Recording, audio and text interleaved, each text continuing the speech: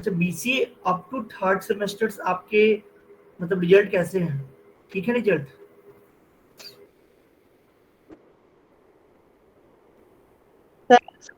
All clear अभी तक के जितने भी है। क्या? 5 minimum cost spanning tree, MST, ठीक है, इसको हम शॉर्ट फॉर्म में एमएसटी भी बोलते हैं, जिसको बोलते हैं मिनिमम स्पैनिंग ट्री। बाद में इसका नाम पहले ही एमएसटी करके आता था in old version of the syllabus, इसका नाम एमएसटी था, बट इन न्यू वर्जन एमसीएसटी लिखा गया। स्टूडेंट थ्रू करो जो अभी स्क्रीन पे दिख रहा होगा आपको, 1.5 मिनिमम कॉस्ट स्पैनिंग ट्री, ये दिख रहा है?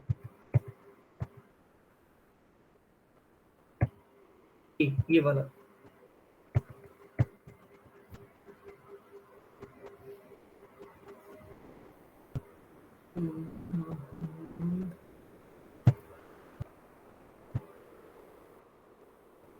Yes sir.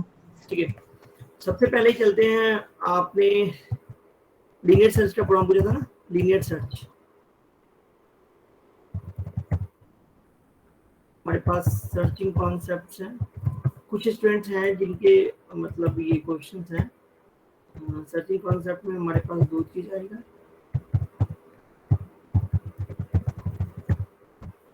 Linear search,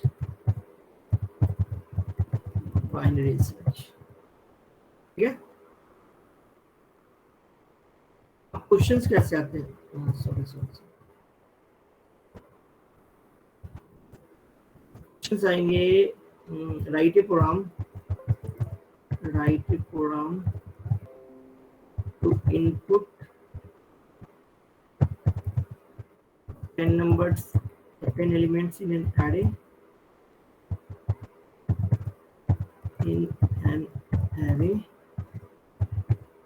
and find the search element, ठीक है। आपको मतलब 10 एलिमेंट्स, 5 एलिमेंट्स कुछ भी पूछा जा सकता है। क्वेश्चन है write a program to input 10 elements in an array and find the search element.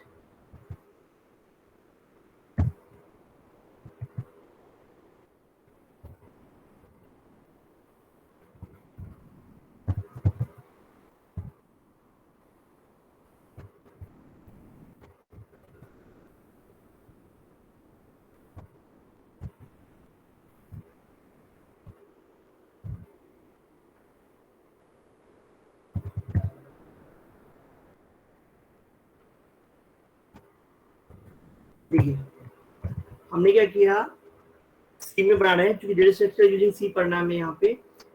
एक आई नाम का वेरिएबल लिया लूप चलाने के लिए, एरे, किसने पूछा था क्वेश्चन ये? सब मैंने। अच्छा, आदर्श कुमार, आप अपना वो वीडियो एक बार ऑफ कर लीजिए। Sorry sir. ओके कोई इशू नहीं।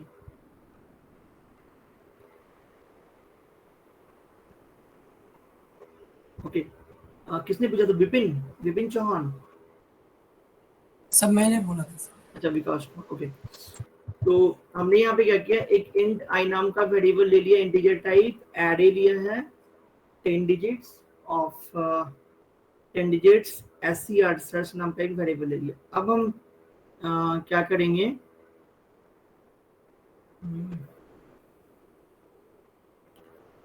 एक क्लियर स्क्रीन करने के लिए लिख लिया CLSCR printf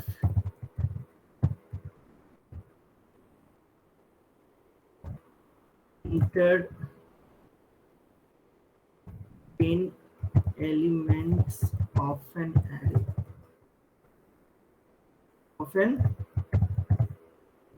array ठीक है।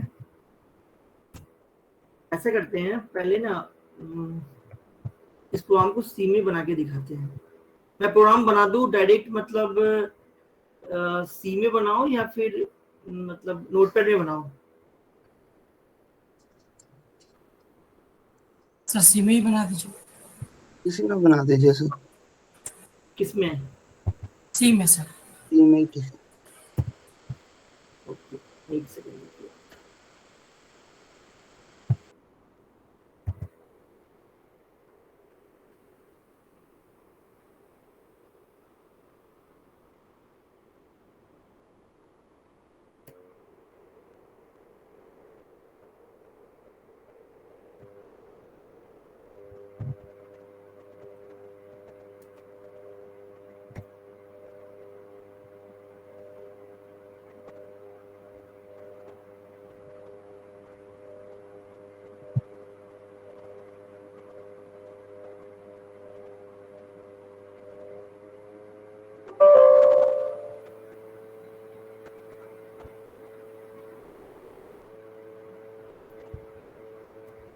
ये तो इंस्टॉलेशन नहीं हो रहा है इसमें।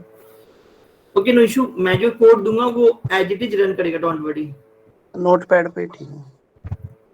For loop i equals to 0, i less than 10, i plus plus. हमने यहाँ पे स्कैनफ कर लिया। Scanf percentage D M percentage A D का आई।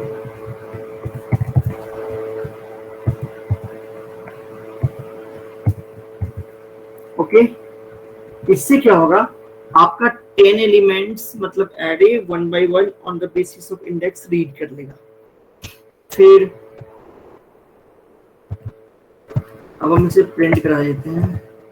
बीच में एक न्यू लाइन प्रिंट कर लेते हैं जिससे कि गैप हो जाए बीच में। ओके,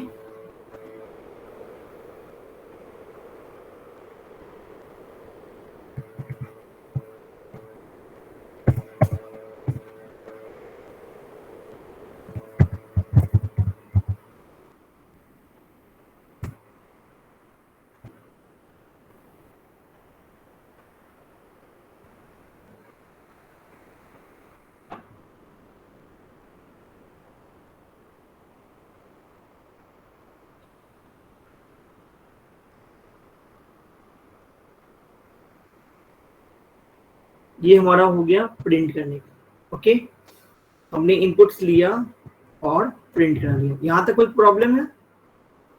सर अब हमने लिखा प्रिंट एफ, सर्च एलिमेंट है तो एक मैसेज दे दिया यूजर को, एंटर द सर्च एलिमेंट।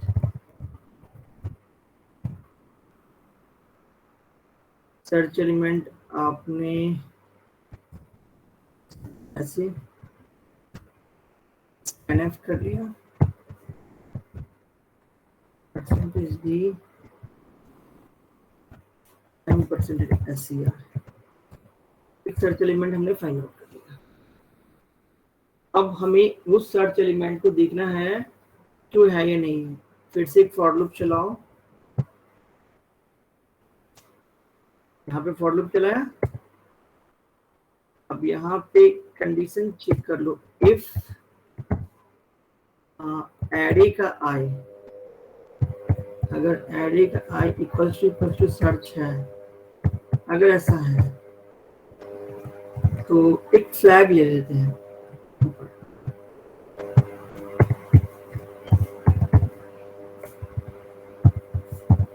उसकी वैल्यू 0 से इनिशियलाइज कर लेते हैं।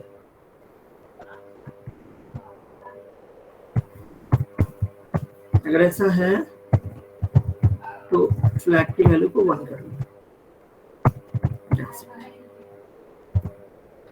एक लूप चलाया, i equals to 0, i less than 10, i plus plus. Condition check किया, अगर i एरे की कोई भी ith वैल्यू सर्च एलिमेंट के इक्वल है तो फ्लैग को 1 कर लो। और फिर यहाँ पे चला दो, इफ फ्लैग इक्वल्स टू 1 तो प्रिंट कर दो परसेंटेज डी, ऐसे कर दो परसेंटेज डी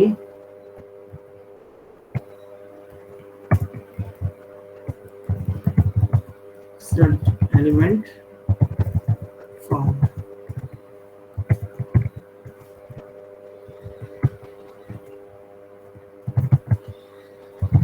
एल्स में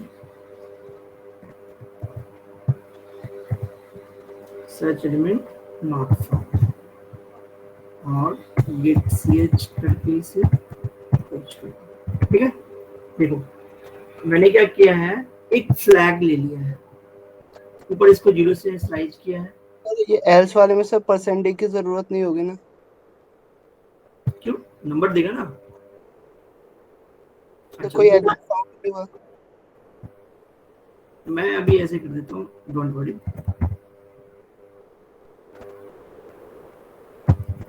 ठीक है, ये क्या होगा ना, परसेंटेज डी से ये रिप्लेस हो जाएगा जो सर्च एलिमेंट है, तो वो आपको दिखाएगा 3 search element found, 4 search element not found, ऐसे करके। यस। समझ में? इस लॉजिक में किसी को कुछ पूछना है जो मैंने हाईलाइट किया है? सर बताइए। सर ये एंड सर्च में क्या है, मतलब ये जो एंड लिखे हैं सर, परसेंटेज जी के कोमा दे के एंड सर्च में लिखा हुआ है। एम मतलब क्या, इनपुट लेगा, यूजर से इनपुट लेगा, ओके सर। वो यूजर इनपुट के लिए है। ओके,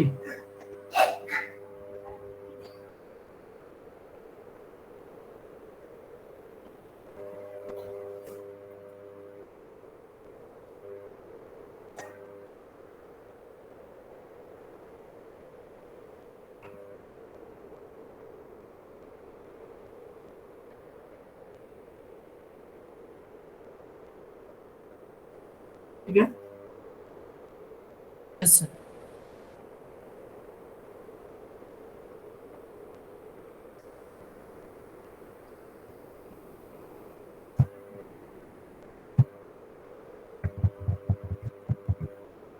कुछ किसी को कुछ पूछना है? ये जो प्रोग्राम है ये हमारा लीनियर सर्च के प्रोग्राम से, पता नहीं ये एक साथ जाएगा कि नहीं जाएगा।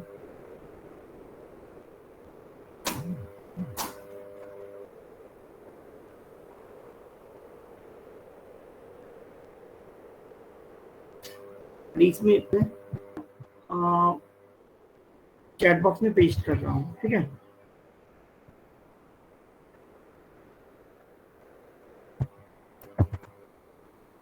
तो ये फ्लैग इक्वल्स टू 1 तक ही गया, sorry wait, if flag equals to 1,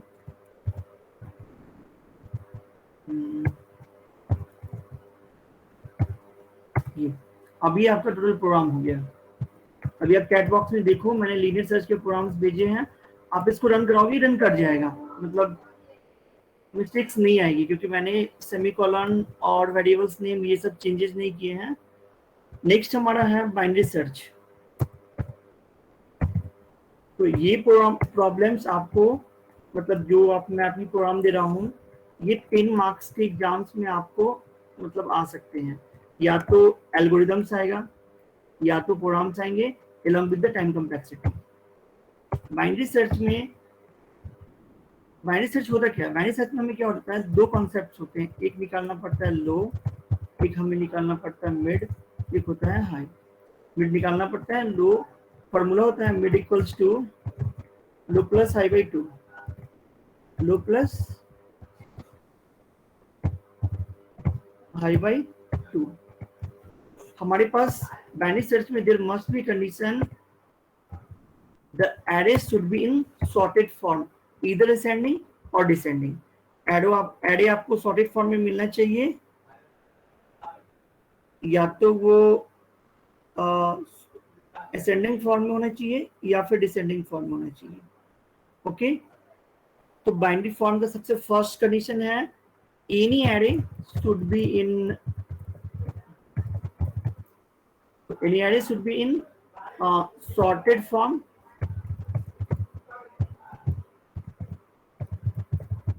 ascending या descending। any questions? सर वो सर। ठीक है, अब बाइनरी सर्च के प्रोग्राम्स कौन बनाएगा, मैं बना दूं या फिर मतलब किसी ने बना रखा है?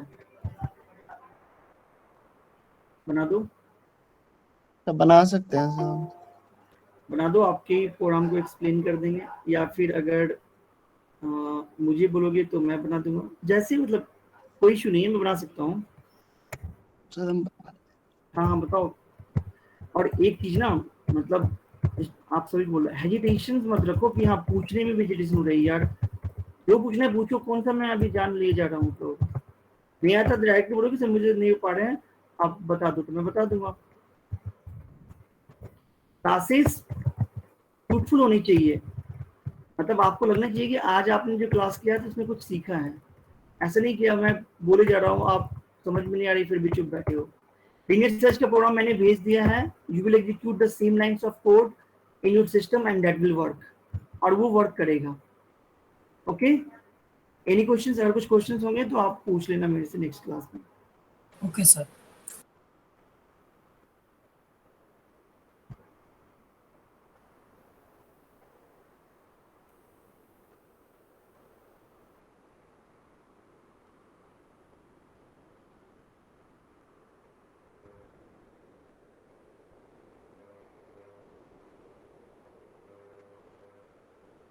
अब यहाँ पे हम सेम चीज करेंगे, वाइडमैन कोई बना रहा है क्वेश्चंस?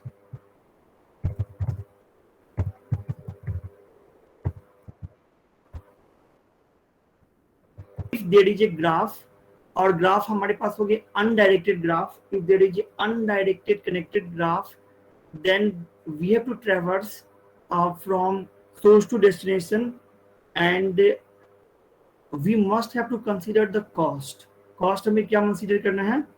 कॉस्ट करने का सेंस कि एक नोड से दूसरे नोड पे जो हम जाते हैं उस नोड में हमें ये फाइंड आउट करना है कि what will be the minimum cost that we are going to refer. अभी ग्राफ हम दिखाएंगे, wait a minute, in case example C है इन फिगर 1,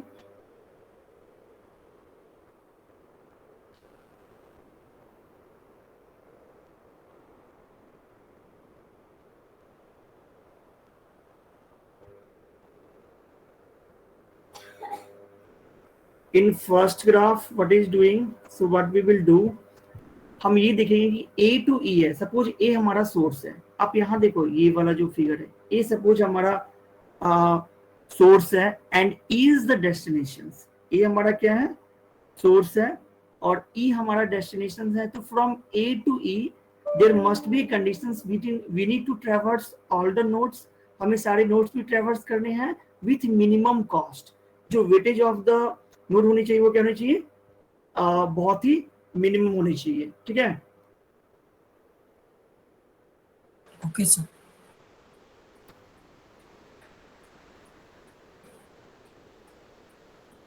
ठीक है, यस सर। तो अभी क्या किया गया देखो, फर्स्ट हमारा ये ग्राफ था, ए टू बी का कॉस्ट 10 है, 10 यूनिट्स है, और ए टू सी का कॉस्ट हमारे पास 12 यूनिट्स है, फिर सी टू डी हमारा 8 है, फिर डी टू ई 7 है, और डी टू ई हमारा 9 कॉस्ट है। Now moving to the first, कैसे ट्रैवर्स किया गया है? ए टू बी कनेक्ट कर दिया गया, ए टू सी कनेक्ट कर लिया गया, सी टू डी और डी टू ई, यही हमारा मिनिमम कॉस्ट होगा। बट ऐसा ये मिनिमम कॉस्ट नहीं, सॉरी, ये हमारा फर्स्ट केस होगा in which we are going to traverse the things from A to B, again A to C, then C to D and D to E. The cost is 10 plus 12 plus 8 plus 11. ये हमारा हो गया cost. So the cost is the traveling cost, कि आप जो उस as को cross कर रहे हो, then you need to give the pay for that. ये जो हमारा है, ये हमारा कहलाता है costing of the edges. ये हमारा वर्टेक्स हो गया। और आप एक चीज याद रखना कि for every graph there must be a n-1 edges for n number of vertices. ये सब पता है ना, एजेज क्या होते हैं, वर्टिसेस क्या होती है, how to find the height of the vertex, या फिर n into n-1, या फिर if there is n vertices there must be n-1 edges and so on. तो ये जो कॉन्सेप्ट है, कनेक्टेड ग्राफ क्या होते हैं, डायरेक्टेड क्या मतलब डायरेक्टेड क्या होते हैं, या फिर सब ग्राफ क्या होता है, ये तो बेसिक्स आप पढ़ के आए होंगे डीएस में, डेटा स्ट्रक्चर में। Okay, so in second S में क्या हुआ, ए टू बी गया, फिर A to C, C to D है, बी टू ई एक ग्राफ कनेक्ट किया गया। अब आप यहाँ देखो, इन दोनों की कॉस्ट को कंपेयर करते हैं। Here from D to E is cost 11 और बी टू ई का कॉस्ट क्या है 7 है। ऑब्वियसली बी जो है वो हमारा ज्यादा ऑप्टिमाइज्ड वे है, but in compare to A. But moving to the next, A to C गया, ए टू सी हमारा 12 है, सी टू डी गए 8 है, फिर से डी टू बी गया है, डी टू बी में इसने 11 किया। ये टाइपो है, मतलब गलती प्रिंट हो गया है।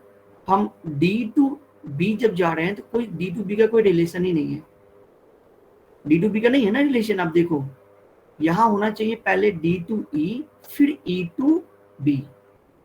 ये जो डायग्राम बनाया गया है, ये डायग्राम जो अभी आपको दिख रहा है, इसमें ये दोनों सही नहीं है। डी टू ई होना चाहिए, यहाँ पे ई होना चाहिए और यहाँ पे बी होना चाहिए, फिर जाके ये डायग्राम सही होता है। ये डायग्राम गलत है। बी और डी सर वो गलत दिखा है।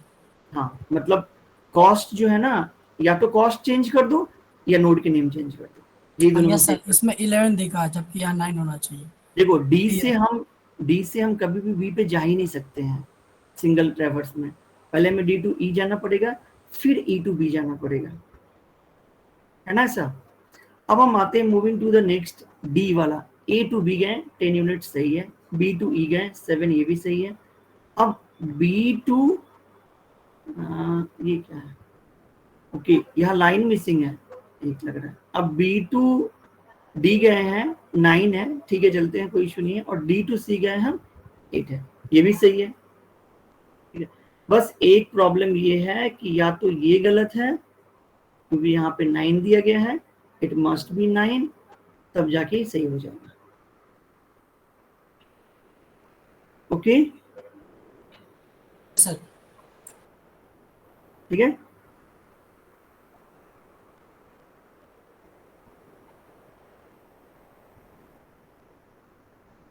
मैं तुम्हें बन गया क्या, मतलब ये बाइनरी सर्च?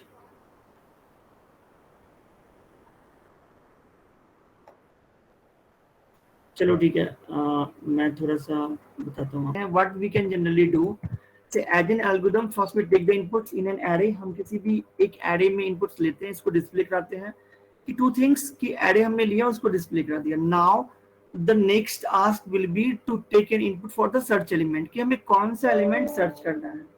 ओके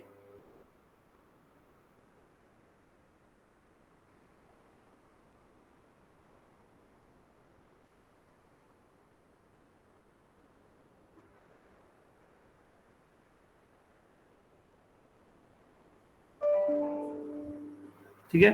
तो उसमें आप एक्सप्लेन कर रहे हो, लो इक्वल्स टू 0 लिया, हाई इक्वल्स टू n-1 लिया, हमने मिड फाइंड आउट किया, low plus high by 2, good. अब कर रहा है if low less than equals to high, ये अपनी क्या फॉर्मूला है, low less than equals to high क्यों लिखा?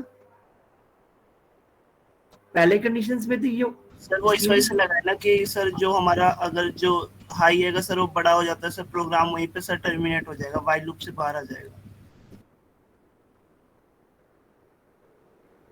एक सेकंड यार, ये वरुण कामत अभी आपने भेजा है क्या?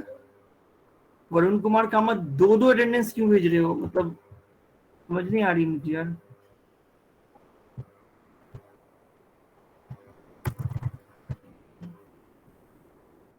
एक अटेंडेंस हटा दूं क्या इसका?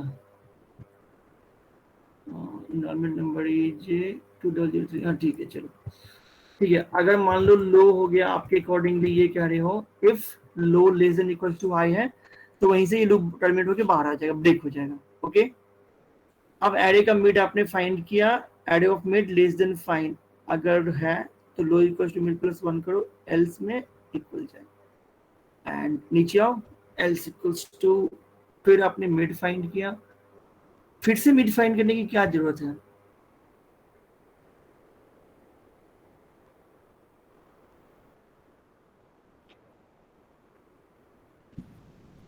Yes sir.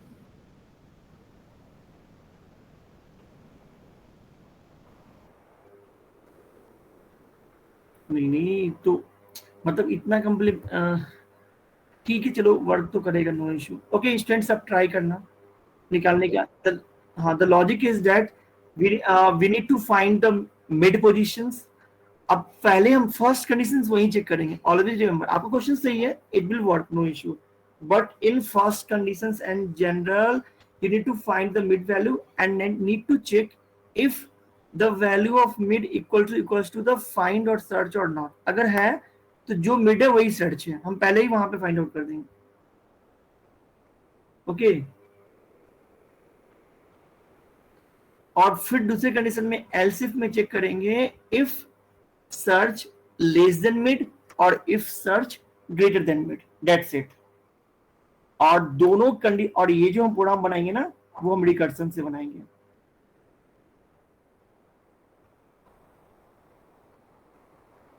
रिकर्सन कितने लोगों ने बनाया है?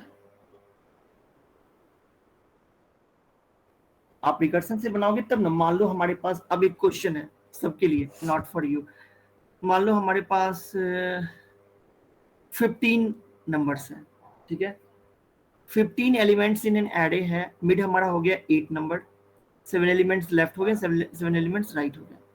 अब फिर जो हमारे 7 एलिमेंट्स इस साइड बचे, अब उसमें से कैसे हम फाइंड आउट करेंगे? फिर भी तो हम स्प्लिट करेंगे ना, लेफ्ट वाले भी अपने ट्री को और राइट वाले भी ट्री को। तो लेफ्ट हमारा सब पार्ट होगा, क्योंकि फिर से हमें वही रूल फाइंड आउट करनी है, मिड फाइंड करना है, and then again we have to go through the left and then right also. Okay तो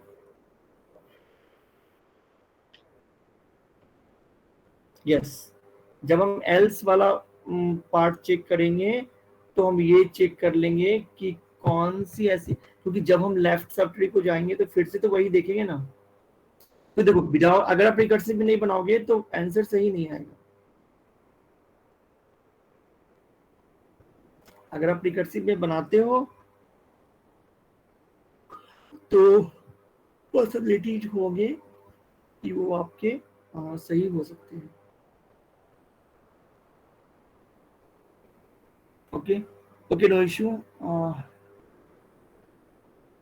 मूविंग टू द नेक्स्ट, दो मेथड्स है हमारे पास, या तो आप आइटरेटिव मेथड से बना लो या तो आप रिकर्सिव मेथड से बना लो। आइटरेट जो आइटरेशन जिसको हम बोलते हैं iterative method,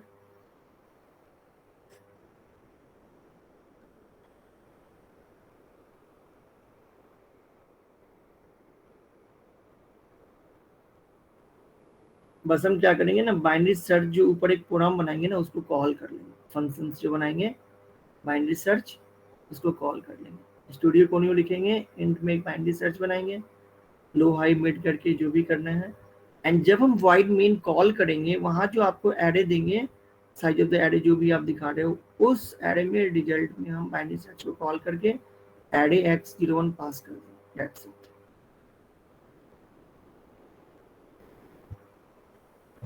Okay students, just try one questions that I have given. Input 10 numbers from users, 10 number of users input कराओ, and then find the search element using binary search method। ठीक है, this is the questions for your homework। आप बना के लाना और फिर पूछना। सर क्वेश्चन एक बार लिख दीजिएगा क्वेश्चन लिख दो ताकि हमें सर याद रहता है फिर बोल। Question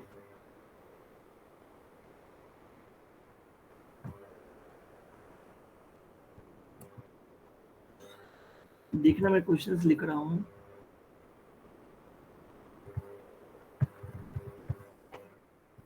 Write a program to input 10 elements in an array and find the search element by binary search method। Binary search method। Okay, okay sir. binary search करना है, ठीक है। अब हम यहाँ आते हैं नेक्स्ट अपने प्रोग्राम में।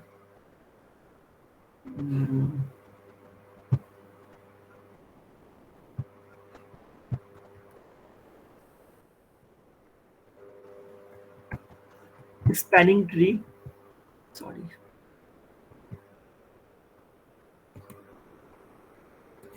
ये अब है हमारे पास application of spanning tree. Spanning tree को क्यों यूज करते हैं? अच्छा, एक question, why we study the algorithms and data structures, ये सब हम क्यों पढ़ते हैं?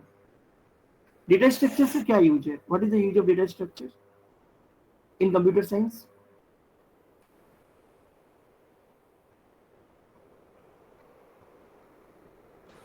सर डेटा को मैनेज करने के लिए।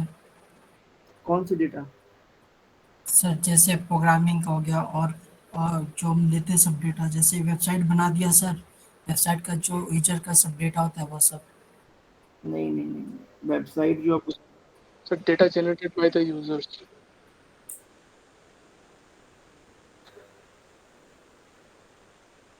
वो नहीं है।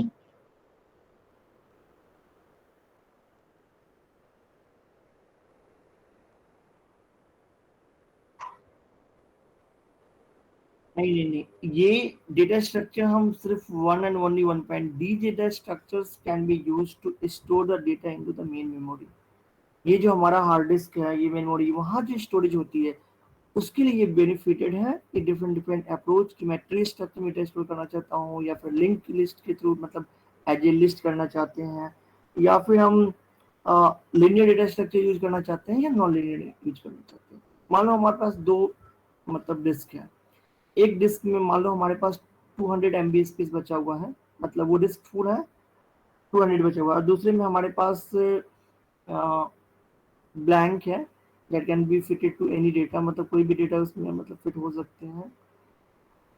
But at the time of non linear data structures वो क्या करेगा, एक नोड को उस 200 प्लेस पे भी स्टोर करा देगा और उसका पॉइंटर अपने पास रख लेगा नए वाले डिस्क से, so that the empty blocks can be also used. जब आप परफॉर्मेंस ट्यूनिंग पढ़ोगे, database performance tuning and the system performance tuning, code performance tuning, तो आपको वहां पे बताया जाएगा कि empty blocks plays a vital role in the performance degradations. अगर किसी भी एम्प्टी ब्लॉक्स को सीपीयू रीड करता है, so it creates so many problems at the times of processing and all. Okay, okay sir. तो ये बेसिकली जो हम पढ़ते हैं, tree graph, searching, sorting, stack queue, ये हमारा मेमोरी मैनेजमेंट या मेमोरी अरेंजमेंट के लिए हम इसको यूज करते हैं। Okay,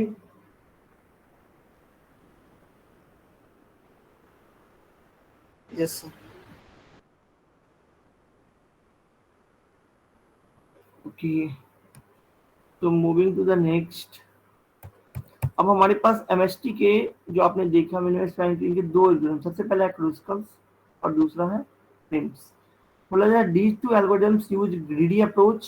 A greedy algorithm selects the edges one by one in some given order, and the next edge include in choosing algorithms. अब हमारे पास क्या होते हैं, देखो दो टाइप के एल्गोरिथम है हमारे पास, मतलब दोनों का ऑब्जेक्टिव सेम ही है कि सोर्स से डेस्टिनेशन तक जाना है। क्या करना है? सोर्स से डेस्टिनेशन। हाँ, starting from the source node, we need to go through the destinations, but the approach and rules are different in prims as well as in crystals. मैं आपको दिखाता हूँ। This will be, I think, data structure.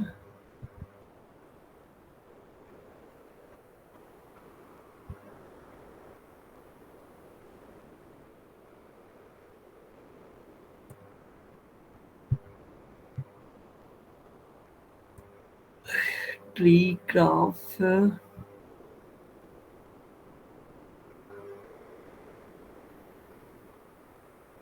क्या दिखाना था मुझे? ये Prim's और क्रूस्कल ना?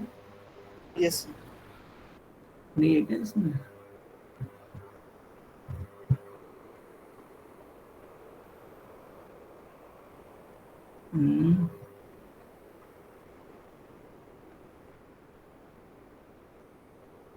अच्छा, वो तो ग्राफ के अंदर टॉपिक होगा ना,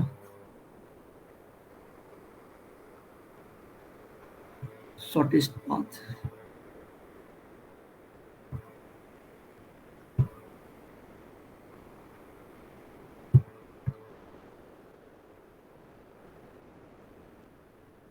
नहीं दे रखा है क्या?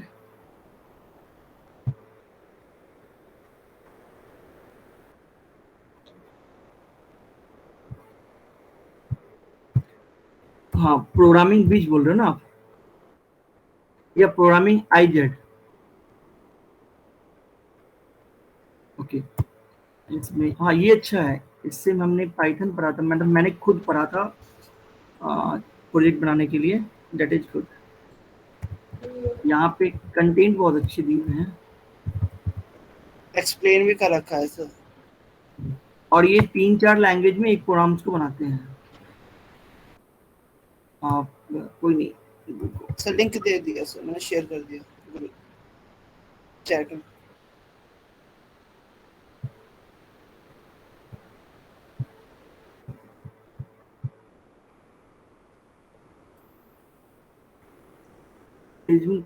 पेजिंग का स्ट्रेंथ सो ऑन।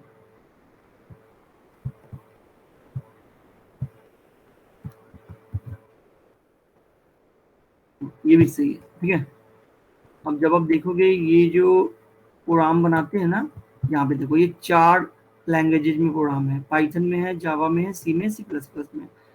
तो अभी मैंने जब प्रोजेक्ट सबमिट किया था एआई पे, एआई पता है ना आप लोगों को एआई क्या होता है? Artificial intelligence. Yes, sir. Artificial intelligence. तो एआई में जब प्रोजेक्ट सबमिट किया था, there must be a language we need to choose up in the background, या तो आप आर लैंग्वेज चूज करो या पाइथन लैंग्वेज चूज करो। तो आर की डिमांड है मार्केट में, यू कैन से, मतलब पूरे वर्ल्ड की टॉप 10 कंपनियां जो हैं वो आर को यूज करती है, सी को यूज करती है, सी प्लस प्लस को यूज करती है। जैन स्क्रिप्टिंग, जो आप जावा स्क्रिप्ट पढ़ते हो, that is the highest paid salary in the market, Python use करते हो। But now it is what we are seeing, so Python is the most you can say what growing technology in terms of programming due to their light weighted and the less coding, it is highly used। इसलिए उन्होंने बोला था कि आप AI के project के लिए background Python use करना, और ये कोड रन करते हैं, मतलब ऐसा नहीं है कि मतलब एरर देंगे। अगर जिसके पास थोड़ी सी भी स्किल्स है then he can easily debug the code and can what, जैसे हमारे पास प्रिंट्स के हैं, तो ये एलिमेंट है, वो आप कमेंटेड लाइन को हटा दो, अगर कोड को रन करोगे तो most of the time it will run. अगर रन नहीं हुए then you need to debug और जस्टिफाई। ओके, तो टीम प्लीज एक चैट में जो है उससे प्रिंट्स एल्गोरिथम गो थ्रू करो एक बार, देन वी विल स्टार्ट। अभी हम 3 एल्गोरिथम पढ़ेंगे, प्रिंट्स, क्रूस्कल और निजकास्ट्रा।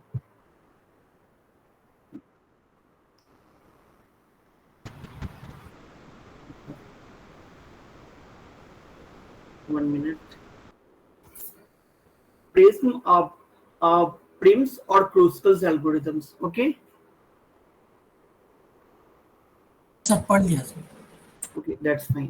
See, Prim's कहता है, देखो हमारे पास ऑब्जेक्टिव वही है, to traverse the node from source to destinations, but the thing is that we need to also see the cost of the edges। कि हमें cost, देखो बैक ट्रैकिंग किसमें होती है पता है ना? मैं आपको एग्जांपल्स बता रहा हूँ, देखो correct prints, in this tutorial we will learn about the prints algorithms and also the examples of Prim's algorithm by using the C++, Java and Python। Correct, Prim's algorithm is a minimum spanning tree algorithm। ये क्या है? एक MST है, this is called a minimum spanning tree algorithms that takes a graph as input and find the subset of the edges of that graph। हम एक graph को as input लेते हैं और उसका सबसेट फाइंड करते हैं and find the subset of the edges of that graph which form a tree that includes every vertex। मतलब एक ट्री के फॉर्मेशन होनी चाहिए, we need to include every vertex, just keep in mind, मतलब cost के कारण हमें कोई वर्टेक्स को छोड़ना नहीं है, ठीक है ना? तो form a tree that includes every vertex has the minimum sum of weight among all the trees that can be formed from the graph। मतलब उस ग्राफ से जो भी ट्री बनाए गए हैं उसका कॉस्ट जो होना चाहिए, मतलब सम ऑफ वेटेज जो होनी चाहिए वो मिनिमम होना चाहिए। Okay, got it? Any questions? Now how Prim's algorithms work, मतलब ये कैसे वर्क करता है। तो हम बोल सकते हैं कि it falls under a class of algorithms that is called the greedy approach या ग्रीडी एल्गोरिथम्स कह सकते हैं, that find the local optimums in hopes of finding a global optimum. मतलब ये सब छोड़ो लाइन, बस आप ये लाइन याद रखना, it falls under the concept of greedy algorithm in which we start from one vertex and keep adding the edges with the lowest weight until we reach our goal. It means if we start from the starting, then we need to go on the target. अगर हम source से start कर रहे हैं, then it must be we will go to the destinations. Team एक second, अभी आपकी 2 to 5 से स्क्रीनशॉट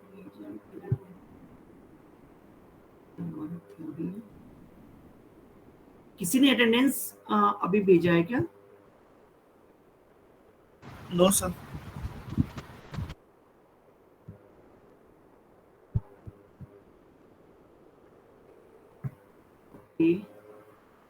ओके, किसी ने हैंड्स रेज किया? ओके, टेल मी।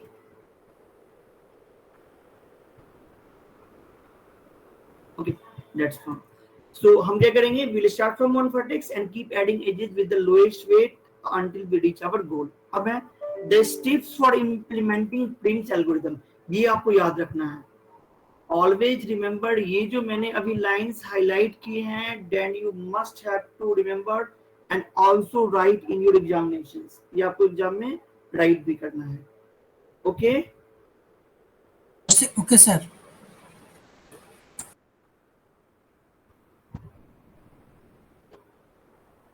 So first line है, initialize the minimum spanning tree with a vertex chosen at random. एक at random आप किसी भी vertex को choose करो।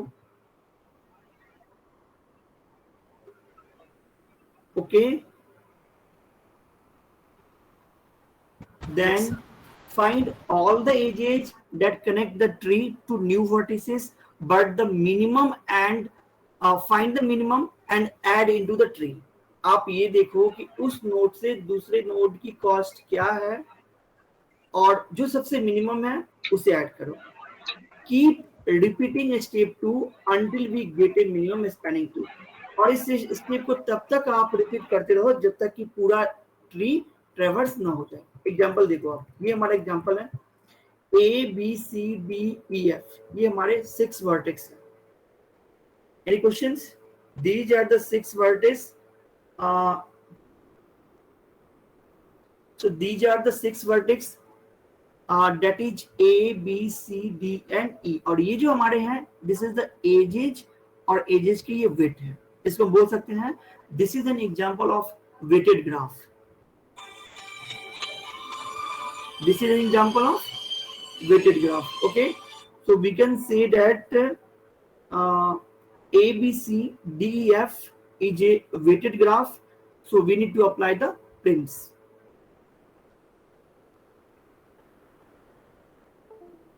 Okay, yes sir.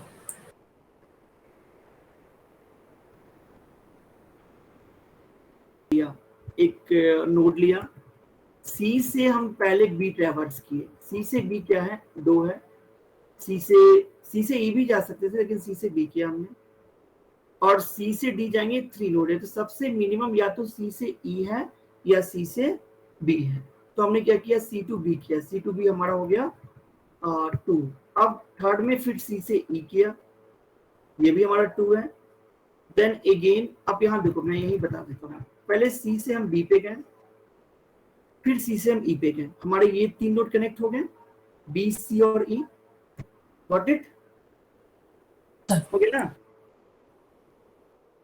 अब हम E से F जाएंगे, इसका 3 है, फिर F से D जाएंगे, इसका भी 3 है, फिर C से A चले जाएंगे, इसका 4 है। क्योंकि हम अगर B to A जाते हैं फिर भी हमें 4 यूनिट मतलब कॉस्ट आ रहा है, अगर C to A जाते हैं फिर भी हमें 4 यूनिट कॉस्ट आ रहा है। तो first step will be C to B, second step will be C to E, third step will be E to F and so on. Now C से start किया, C to B step 2, C2B and C2E, ये हमारा third step हुआ, मतलब fourth है। E2F गए, ये fifth step है, यही मैंने बताया था ना, E2F 3 यूनिट। अब E2F चले गए, फिर C24 चले गए, C24 गए, that is also the what A, ये हमारा 4 यूनिट है। ओके सॉरी, यही लास्ट है, हमारे सारे तो कनेक्ट हो गए हैं, A B C D E F, ये हमारे 6 थे, मतलब हमें F to D जाने की कोई जरूरत नहीं है क्योंकि ये ऑलरेडी कनेक्टेड है फ्रॉम C से कनेक्टेड है। So we can say that A, B, C, D, F are the 6 nodes that can be connected by the minimum 4 plus 3 plus 2 plus 2 plus 3, कितने हो गए? मतलब हमारा अगर कोड निकाले, इसका सम निकाले तो ये हो जाएगा 4 3 7 7 2 9 11 11 3 40, मतलब हमारा मिनिमम कॉस्ट कितना हो गया? 14। आप लिख सकते हैं minimum cost by using Prim's algorithm equals to 4 plus 2 plus 2 plus 3 plus 3 equals to 14। ये हमारा स्यूडो कोड है जो आपको लिखना है। ये ध्यान रखना, ये जो लाइन है ना, यही लाइन में सब कुछ लिखा हुआ है। सो लेट यू भी हमारा क्या हो गया? यू एंड वी वही हमारा एजेस में वर्टेक्स पे हो गया। Be the lowest cost edges such that U is a subset of U and V is a subset of V minus U, इस तरह करके हम लिख सकते हैं, ठीक है। And this is the program, आपको ये प्रोग्राम बताया गया है प्रिम्स एल्गोरिथम्स का। So that is written in C में राइट किया गया है। And this is the Prim's algorithm and complexity आप याद रखना, ये लाइन आपको ई लॉग वी जरूर याद रखना, क्योंकि प्रिम्स अगर आएंगे तो एक नंबर इसी कॉम्प्लेक्सिटी के मिलते हैं। सिर्फ एक वर्ड लिखोगे आप, 1 मार्क्स मिल जाएंगे आपको एग्जाम में।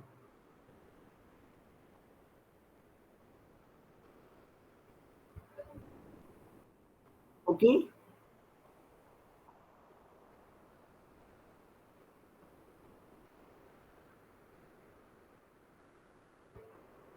क्रिस्टल्स भी यही होंगे, ये हमारा है क्रिस्टल्स। इसमें किसी को कुछ पूछना है? सॉरी, कोई स्टूडेंट्स जिनको ये समझ ना आया हो या फिर मुझे रिवाइज करना हो, any questions?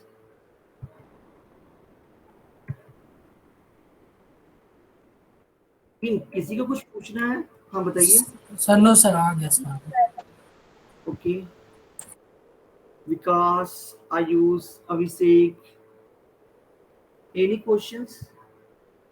Sir no sir. No sir. Okay, Angad, Arpit Rai, Ayush Sharma, देवलेज, दीक्षा कुमारी, जतिन वर्मा,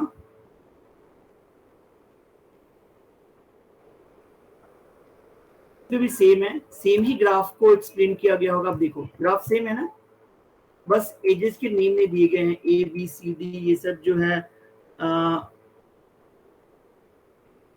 मतलब A B C D E जो नोड के नेम थे वो नहीं बताए गए हैं, है ना।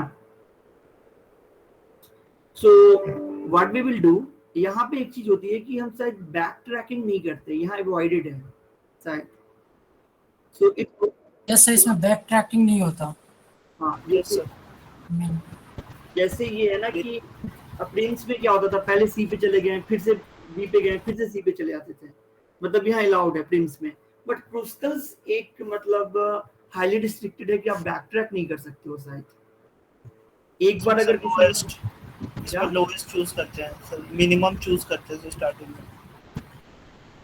हाँ मतलब कहीं वो नहीं करना है, मिनिमम चूज नहीं करना है, मतलब एक नोड को अगर आप एक बार ट्रैवर्स कर लिए then you can't go through the node again and again, ये पूछ रहा हूँ मैं। Right, it falls under a class of algorithms, ये भी greedy approach के अंदर ही आते हैं। So we need to start from the edge with the lowest weightage and keep adding edges until we reach our goal. Okay, so the steps for implementing crystals will be as follows: sort all edges from low height to low weight to high weight।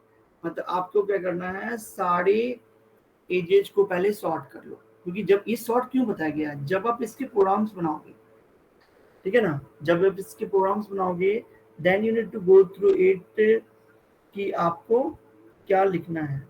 So we need to sort the ages, sort all the ages from low weight to high weight. Take the age with the lowest weight and add it to the spanning tree. If adding the age created a cycle, then reject this cycles and so on.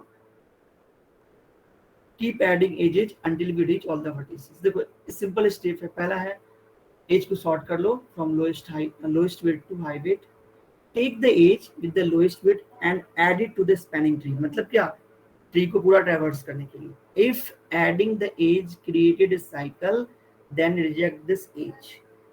अगर already added हो गए हैं तो इस age को आप reject करो. Keep adding age until you reach all the vertices. अब देखो प्रिंसिपल्स आते हैं. एक हमारे पास एज है, मान लो 6 एज है 4. हमने स्टार्ट किया पहले इस दोनों का किया. हम बताइए सर. मीन्स सर अगर सर्कल बन जाता है तो सर हमें उसे रिजेक्ट कर देना है. हाँ, तो अब देखते हैं. पहले सर्कल नहीं बनाना है हमें. 2 to 2 मतलब ये दोनों एज को किया, 2 है कॉस्ट. उसके बाद एक फिर इसको किया, फिर इसका 2 है कॉस्ट. फिर एक ऊपर जो रहा 3 है, मतलब 4 नोड बन गए, मतलब 4 नोड ऐड हो गए. सॉरी. अब फिर इस नोड से इसने एक दूसरा नोड ऐड कर दिया जो कि हमारा हो गया 3. अब सिर्फ एक नोड बचे हैं. एक नोड यहाँ से ऐड कर दिया 4. बस because there is no any circle. कोई नोड पूरे ऐड नहीं हुए तो ये सर्कल क्रिएशन नहीं हुआ. बस यही इसका सीडो कोड लिखा गया है. And this is the program in C. Okay. Okay any sir. Questions? Sir इसमें सिर्फ बैकवर्ड नहीं होता ना सर? इसमें बस एक चीज नहीं होती है कि आपको सर्कल क्रिएट नहीं करना है. अगर सर्कल क्रिएट हो जाएंगे तो प्रिंसिपल्स नहीं रह जाएगा, तो हमें वो वाले एज डिस्कार्ड करने पड़ेंगे. ओके. ये बोल रहा है ना, if adding the edge created a cycle, cycle create करेगा, then reject this edge. Yes sir. Yes. Okay. Yes sir.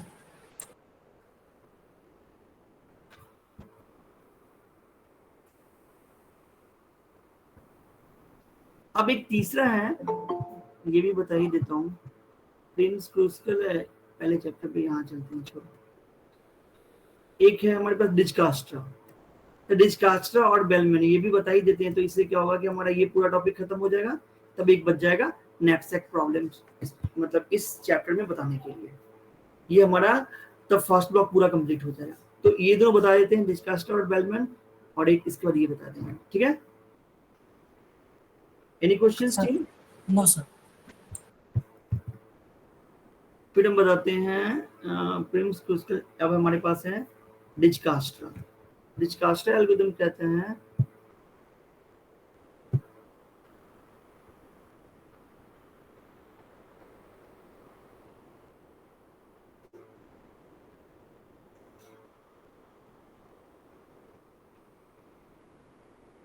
डिजकास्ट्रा algorithm allows us to find the shortest path. देखो सारे एल्गोरिथम में हमें शॉर्टेस्ट पाथ ही फाइंड करना है, चाहे कोई भी हो. इसके बाद हाफमैन पढ़ाऊंगा, उसमें भी यही लाइन बोलूंगा मैं. एक साइड हाफमैन या कुछ पढ़ना है इसमें, देखने दो. देख बार. अच्छा, बेलमैन फोर्स पढ़ने हैं. ठीक है. तो बेलमैन फोर्स में भी आप देखोगे इसमें नहीं दिया. ये 4 एल्गोरिथम जो है ना, यही हमारा पास.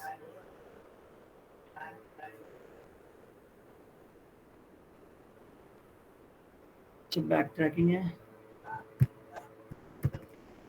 Right, it differs from the minimum span tree because the shortest distance between two vertices might not include all the vertices of a graph. मतलब ये मिनिमम स्पैनिंग ट्री से थोड़ा मतलब डिफर करता है. वाई डिफर करता है because it differs from the minimum spanning tree because the shortest distance between two vertices might not include all the vertices of the graph. अगर हम शॉर्टेस्ट डिस्टेंस फाइंड करेंगे तो जरूरी नहीं है कि वो सारे वर्टिसेस को इंक्लूड करें.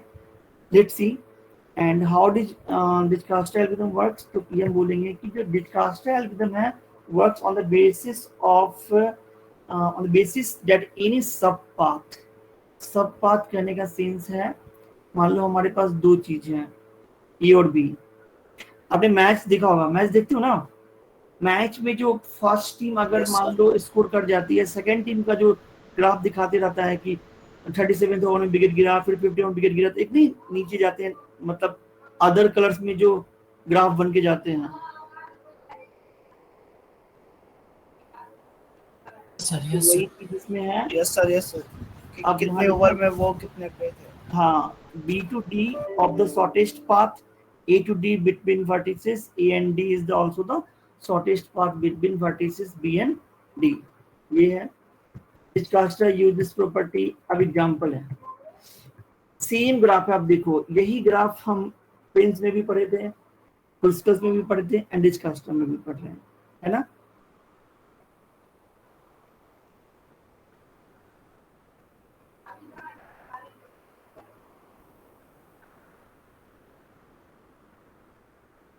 Now moving to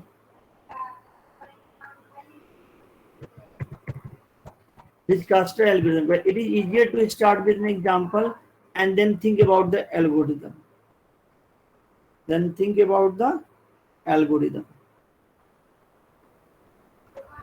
फर्स्ट में क्या किया गया, 442 31 362 ये हमारा स्टेप कौन है। स्टेप 2 में हमने स्टेप 2 में क्या किया, अब देखो जो जीरो से स्टार्ट किया ना, जीरो से एक, सर क्या हाँ, मतलब ये हमारा हो गया source vertex, one minute,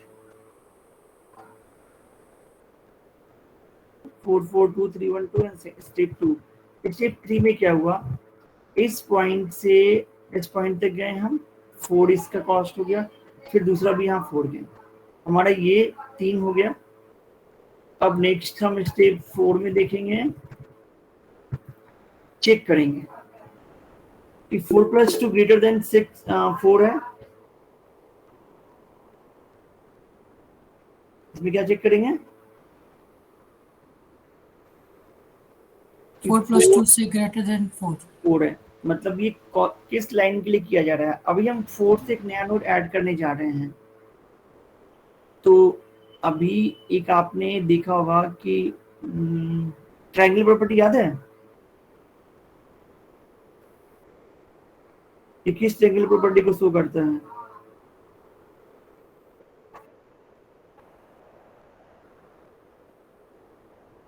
side से बड़ी होती है, मतलब sum of the sides of a triangle is always greater than the third side. ठीक है, तो यही यहाँ पे मतलब एक प्रॉपर्टी फॉलो की जा रही है कि always the sum of two sides, मतलब जो दो साइड्स होते हैं adjacent side, sorry, the sum of two adjacent sides of a triangle is always greater than the third side. अब अगर इस दोनों को एडजेसेंट मान लो तो इनको सम करो तो ये इससे बड़ा होगा, इन दोनों को एडजेसेंट मानो तो इससे बड़ा होगा, इन दोनों को एडजेसेंट मान लो तो इससे बड़ा होगा। तो वही किया गया है, these two are considered as adjacent sides and the third side will be always greater than the sum of two sides। ठीक है, लेकिन ऐसा है नहीं, ये प्रॉपर्टी यहाँ फॉल्स हो गई ना। अब देखो फॉर्मूला मतलब sorry, the sum of two side will be always greater than the third side, ना सही, फॉल्स नहीं, ट्रू है। ठीक है, अब नेक्स्ट हमने तो 3 हमने कर लिया, 0 4 4 कर लिया। अब नेक्स्ट आते हैं, फिर हमने किया 3, तो 4 3 7, इस एज का नाम क्या हो गया 7। 7 से 2 जाए, यहाँ गए, यहाँ से यहाँ गए, यहाँ से यहाँ गए, इसका हो गया 4 + 6 10।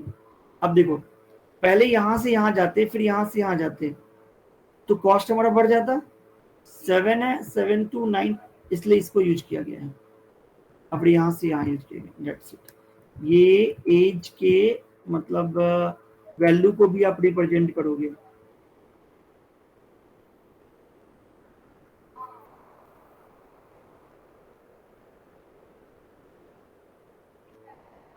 तो यहाँ पे सर 5 + 3 ले लिया। 5 + 3 क्या है, ये साइज 5, 3 to ऐसे किया जा रहा है, मतलब 5 + 3 8 लाया गया, 8 लेस देन 10, 10 ये किसको किया, 3 3 6 2 8 1 9, 5 3 8, 8 ये है 8 लेस देन 10, 10 कहाँ बन रहा है, 10 को कुछ 6 3 9 to 11 7 3,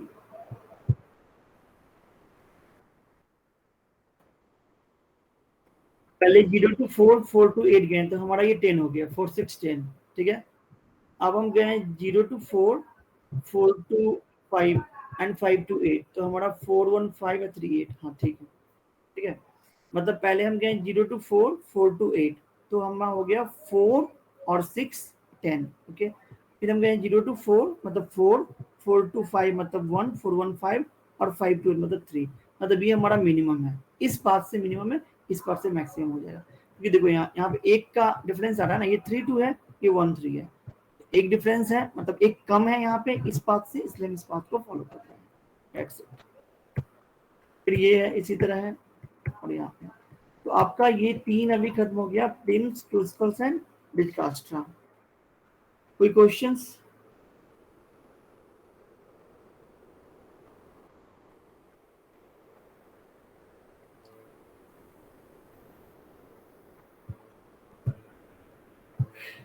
ठीक है, एक आप पढ़ो आप, बेलमैन फोर्ड एल्गोरिथम, इसमें दिया हुआ है सर दिया हुआ है, रिलेटेड में होगा सर, इसमें क्या? रिलेटेड में चेक करिए, ऊपर थोड़ा सा कर लीजिए, यहाँ साइड में और नीचे नीचे नीचे सर, नीचे रिलेटेड साइड में भी, और नीचे सर, और नीचे, रिलेटेड साइड करने हैं, अच्छा हाँ ये सर यहाँ लिखा था। बेलमैन फोर्ड एल्गोरिथम, हाँ देखो ये डिजकास्ट्रा के सिमिलर है, but it can work with graphs in which edges can have negative weights. अच्छा, वेटेड नेगेटिव भी होंगे। बेलमैन फोर्ड एल्गोरिथम कैसे काम करता है फिर ये दिखाया गया है, फिर जब इसको गो थ्रू करना है एक बार,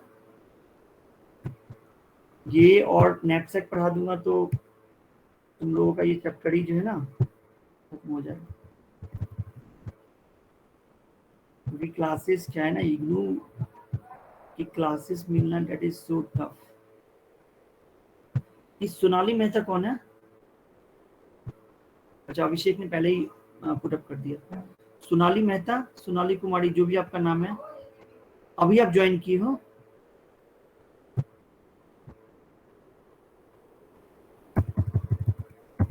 सोनाली कुमारी या जो भी आपका नाम है, आप अभी क्लास में अवेलेबल हो?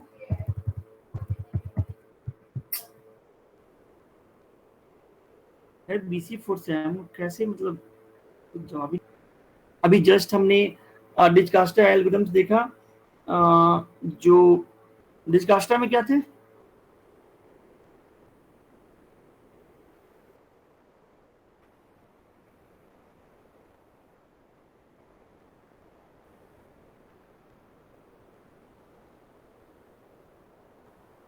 ओके तो डिजकास्ट्रा में हमारे पास सिमिलर्स अभी हमने पढ़ा, बेलमैन फोर्ड कहता है कि ये एक सिमिलर टू डिजकास्ट्रा है, but it can work with graphs in which edges can have negative weights. Okay,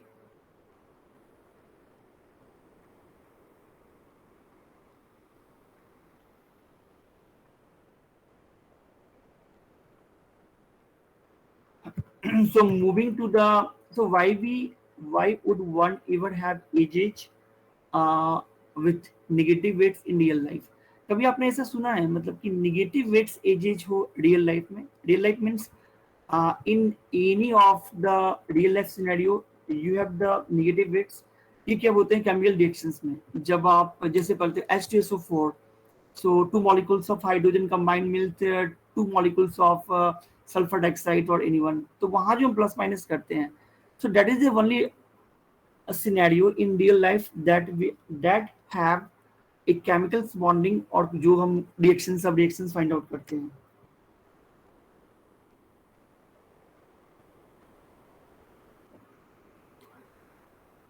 okay, समझ में नहीं आया, बात दोबारा बता दीजिए। मतलब ये बोला जा रहा है कि बेलमैन्स फॉर्ड एल्गोरिदम ये सिमिलर टू डिजकस्ट्रा एल्गोरिदम है, लेकिन यहाँ पे एज के जो वेटेज होंगे वो निगेटिव वेट भी हो सकते हैं, ठीक है।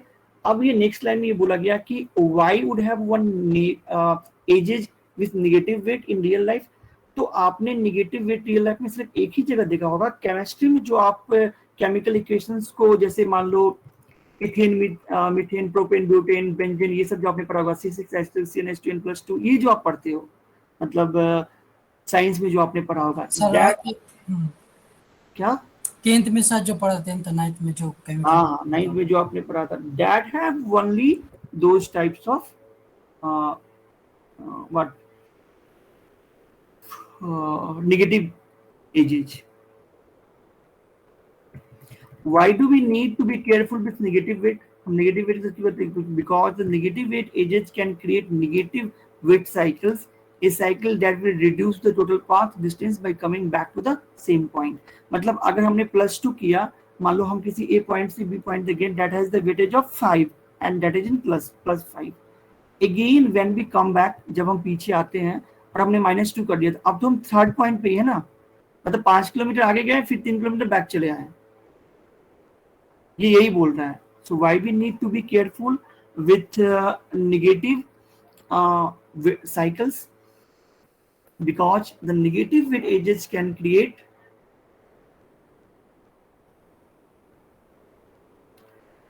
what we can say, because the negative weight can create the negative weight cycles and a cycle that will reduce the total path distance by coming back to the same point.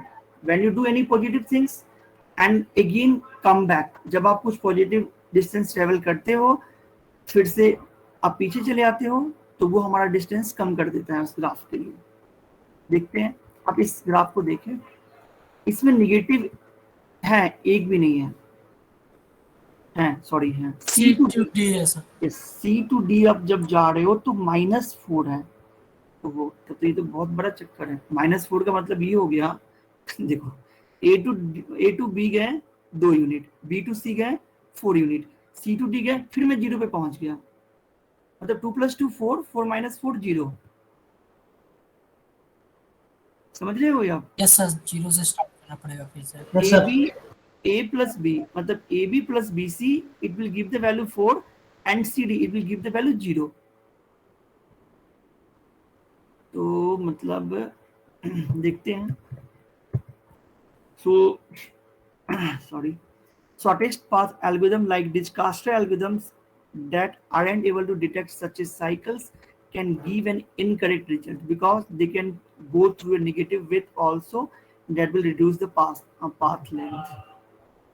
ठीक है, ये क्या करेगा, हमारे path length को reduce कर देगा। अब है how bellman-Ford algorithm work.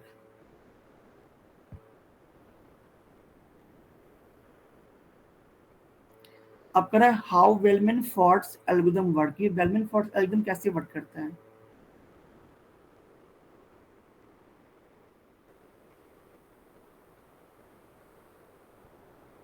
Length of the path from the starting vertex to all the vertices.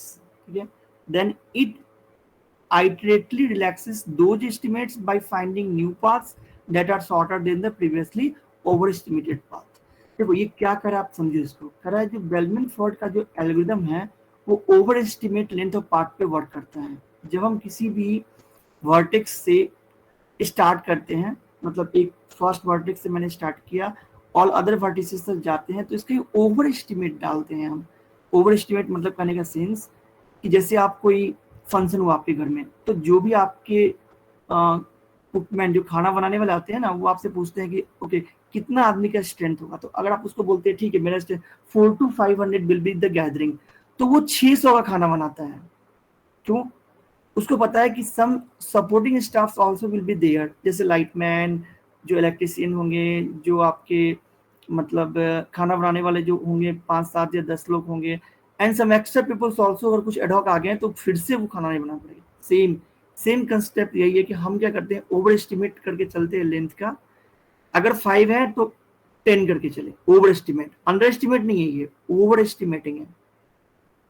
So that is the overestimating of the length of the path from the starting vertex to all order vertices, ठीक है। और फिर जब ये iterate होता है, अगर कोई नेगेटिव पॉइंट मिलते हैं तो हम न्यू पाथ जनरेट कर सकते हैं। अब देखो इसमें एक दिया गया है, ओके, मतलब एक ही पॉइंट्स को ना मतलब डबल डबल दिया गया कि अगर आप B2C जाओगे तो 3 लगेगा यूनिट, C2B जाओगे तो 1 यूनिट लगेगा। Start with the weightage graph.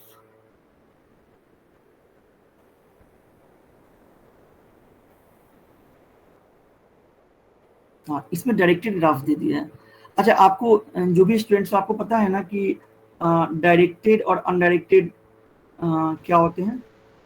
Yes sir, directed में एक ही डायरेक्शन में जाएगा सर। एक ही नहीं, मतलब कोई भी डायरेक्शन में जाएगा, एक डायरेक्शन में नहीं बोल रहा हूँ, किसी भी डायरेक्शन में जाऊँ वापस नहीं आ सकता सर, जैसे B से A तक वापस नहीं आ सकता। हाँ, जिस डायरेक्शन में होगा उसी का मतलब वहीं से आप ट्रैवर्स कर सकते हो। A to B जाओगे, B to D जाओगे, B to C भी जाओगे, C to A आप नहीं आ सकते, या फिर B to A आप नहीं आ सकते। There is no any directions between these two from B to A, that's why we can't go.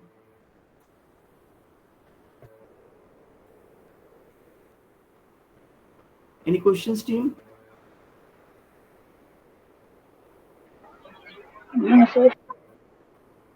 Okay, so start with the weightage graph. तो हम पहले वेट ऐसे करते हैं, A to B गए, ओहो, नेगेटिव को हमें इग्नोर भी करना है ना। पहले A to C जाते हैं, ठीक है, 2, फिर C to B गए 1, तो मतलब 2 और 1 3, फिर B to,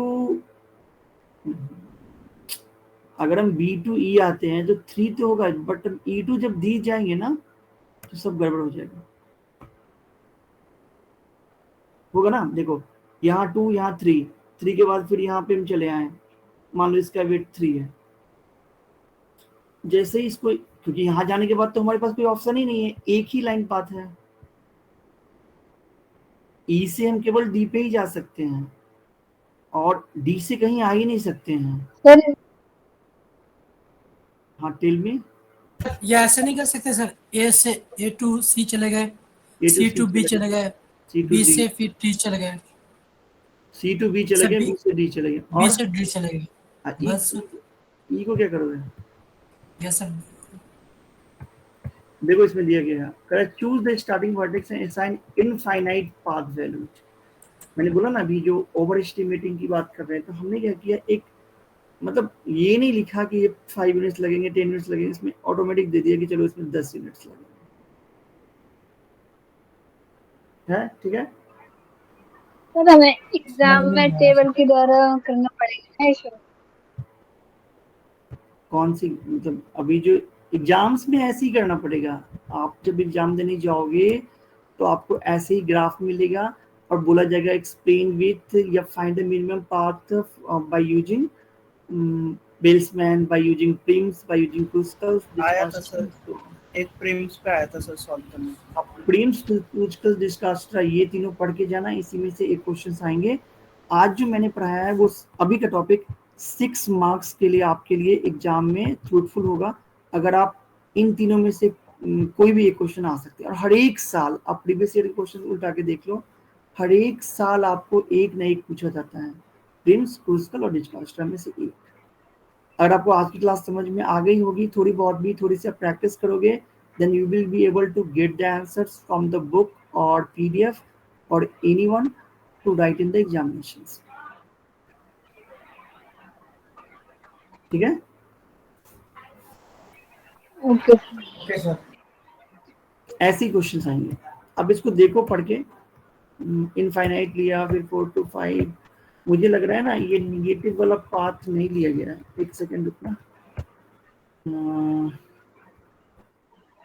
ऑल द, अच्छा ये है, ये हमारा, इसको बोला जाता है, अपने रिप्रेजेंटेशंस पढ़ा था ना, 2 टाइप के रिप्रेजेंटेशंस होते हैं, मैट्रिक्स रिप्रेजेंटेशंस और एरे रिप्रेजेंटेशंस। सर इसके लिए सर कोई फॉर्मूला होता है ना सर, किसके लिए? कि दोनों इसी के लिए? हाँ सर मैं ये बोल रही थी, टेबल भी बनाना पड़ेगा ना, हाँ, ये बनाना यही पड़ेगा, वाला। तो जिस पाथ से आप जा रहे हो ये बनाना पड़ेगा। मतलब हम जैसे जीरो या ओ, जीरो है, हाँ। 0 टू बिग है, लॉयड 0 टू वाटसन। ये बनाना पड़ेगा। इसको बोलते हैं array representation of the graph. और एक हमारा होता है लिंक लिस्ट रिप्रेजेंटेशंस भी होते हैं, उसको भी हम दिखा सकते हैं। ठीक है,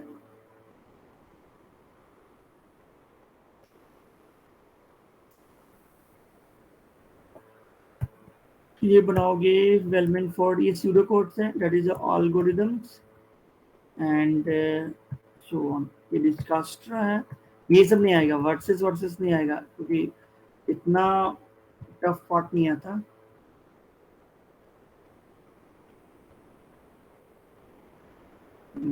but simple similar questions will be asked. तो फिर हमारे पास प्रोग्राम्स हैं, go on the C and then do it.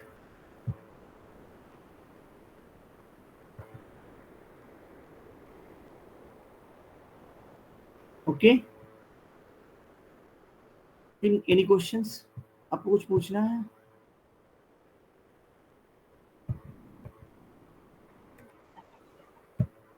Knapsack problems इसमें है, इसमें होगा ही, मतलब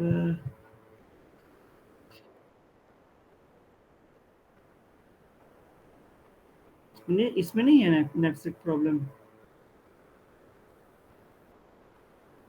इसमें नहीं। मतलब ये ना अभी ट्यूटोरियल स्टार्ट ही हो रहा लग रहा है।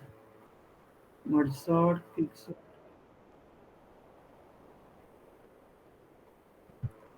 वही नहीं, नैपसैक प्रॉब्लम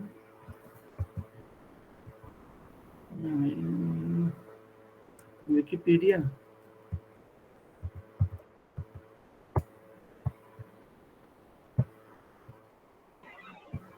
सर एक बार आप समझा दीजिए थोड़ा। हाँ, इसलिए ओपन किया है।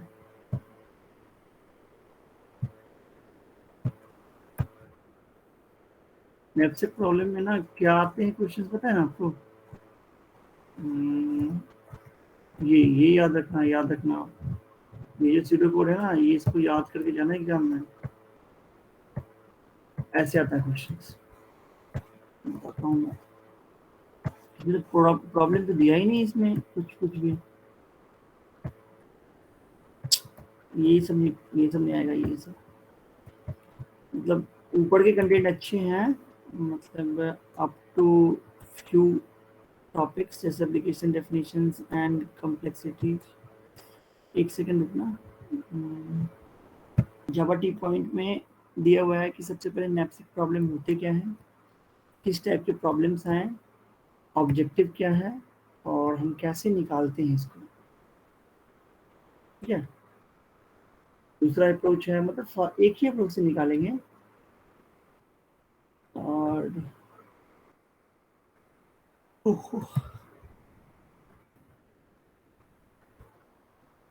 please go through it once. Okay, this will be the last topic of the session today. I will explain in few minutes और फिर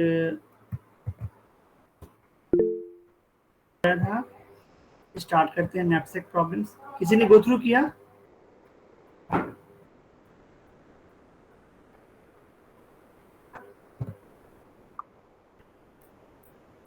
आप एक्सप्लेन करोगे या मैं करूं? बताओ।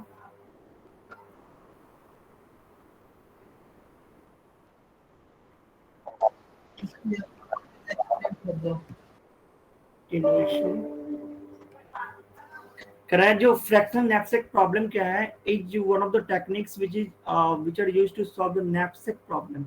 पहले हम एक जीरो नैपसैक देखते हैं।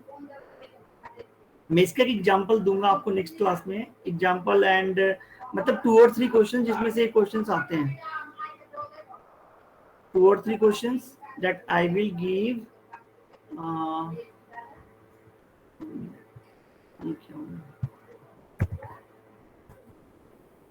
knapsack, okay।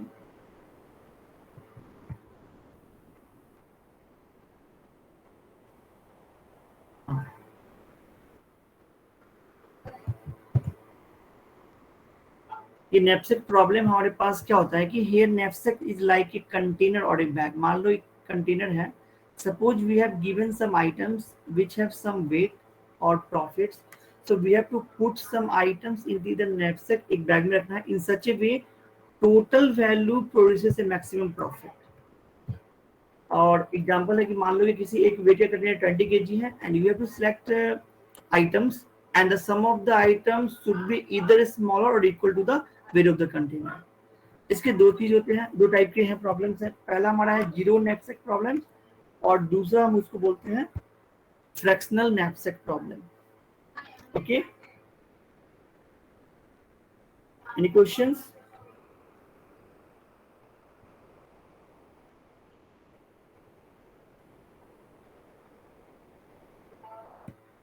हम ये एक प्रॉब्लम है कि मान लो एक कंटेनर है, एक बैग है and we have to collect some items to put into the bag, उस बैग में रखने हैं and the total weight of the items should not be greater than the bag, greater than the container weight। मतलब इसमें लिखा हुआ है should be either smaller, या तो कम होना चाहिए उससे या वेट के इक्वल होना चाहिए। ये दो टाइप के नैपसेक प्रॉब्लम्स होते हैं, पहला हमारा है 01 और दूसरा हमारा है फ्रैक्शनल नैपसेक प्रॉब्लम। ठीक है, अब 01 कहता है कि इसमें देखो, आप अगर स्टेटमेंट्स आपको याद होगी then only you are able to apply the answers और एनीथिंग। ठीक है, ये बोल रहे हैं कि the 01 knapsack problem means that the items are either completely और no items are filled in a bag. 01 का मतलब होता है कि जो हमारा बैग का वेट था उसमें कुछ भी नहीं रखा गया, ईदर वन, या तो मतलब पूरा फुल किया गया है या फिर नो आइटम्स, मतलब either completely or no items that has been filled। Okay, for example we have two items having weight 2 kg and 3 kg respectively, so we need to pick the 2 kg items, then we cannot pick 1 kg item for the 2 kg items bag, that is not divisible anything। ये बोल रहा है कि bag की size जो होगी उसी size के अकॉर्डिंगली हमें किसी आइटम्स को पिक करना है। तो आप सिंपल ये लिखोगे the knapsack problem is that, so in this problem the knapsack is like a container or a bag in which we need to pick up the items and then keep the items into the bag in such a value that it produces the maximum profit। ठीक है, for example हम ये दे सकते हैं if the size of the bag will be 20 kgs, then we need to select the items from the bag in such a way the sum of the weights should be either smaller or equal to the size of the or weight of the container or weight of the bag, जो भी आप लिखते हो। तो ये दो type के होते हैं, 01 और फ्रैक्शनल। 01 में आप लिखोगे कि या तो बैग हमारा कंप्लीटली फुल होना चाहिए या उसमें एक भी आइटम नहीं होना चाहिए। इस टाइप के प्रॉब्लम को हम बोलते हैं जीरो। मतलब क्या, या तो जीरो कुछ भी नहीं डालो और नहीं तो वन कुछ उसमें डालो। वन मतलब कंप्लीट, या तो जीरो नहीं तो वन। देखो नेम से ही सजेस्ट है 01 knapsack problem means either the container will be empty or it will be completely filled। So team, any questions till now?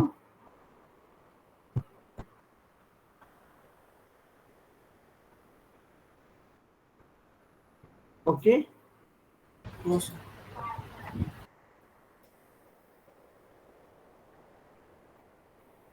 Sir एक बार 01 थोड़ा और एक बार कीजिए ना सर। हाँ 01 को बताता हूँ मैं। तो क्या बोल रहे 01 में? सर 01 का समझ नहीं आया सर 01 से। मतलब 01 का मतलब हुआ either the bag or the container will be full completely और no items will be there। इस टाइप के प्रॉब्लम को बोलते हैं जीरो प्रॉब्लम। ठीक है, जैसे एग्जांपल कि हमारे पास दो आइटम्स है हैविंग वेट 2 kg। मैं ये लाइन दिखा रहा हूँ, ये नीचे है ना इसको। हाँ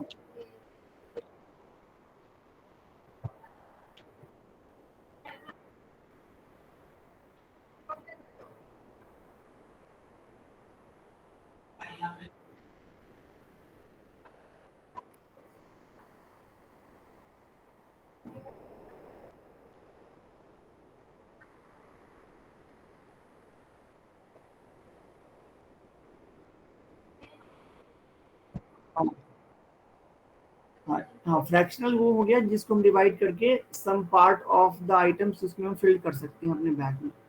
गॉट इट। और 0-1 में क्या हुआ, या तो कंप्लीटली जाएगा नहीं तो नहीं जाएगा।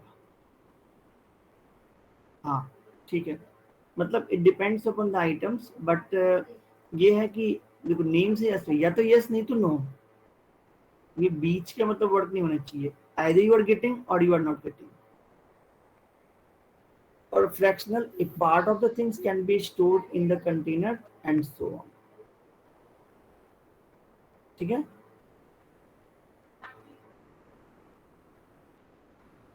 ठीक है, आप इसको पढ़ के आना, नेक्स्ट डे इसको डिस्कस करते हैं। एक टॉपिक रह गया नैपसैक, और नेक्स्ट जो हम टॉपिक स्टार्ट करेंगे वो स्टार्ट करेंगे सबसे पहले ये general issue in divide and conquer, फिर स्टार्ट कर देंगे सॉर्टिंग के 2 टेक्निक्स, और नेक्स्ट क्लास में फिर इंटीजर, तब जाके आपका यूनिट 2 भी खत्म हो जाएगा। सो द क्वेश्चंस मतलब टॉपिक विल बी, आप रिवाइज करो, और अभी से ही अपना रिवाइज करके कुछ कुछ देखते रहो। और अब क्या है, अब आपको इतने सारे कंटेंट्स हैं इंटरनेट पे कि आपको नोट्स बनाने की जरूरत नहीं है। इंटरनेट के कॉन्सेप्ट से ही जाओ, एज इट इज आपके नोट्स बन जाएंगे वहीं से, है ना। Okay okay team, so now I am going to wrap up the class for today. आपकी अभी भी कोई क्लास है क्या आप लोगों की?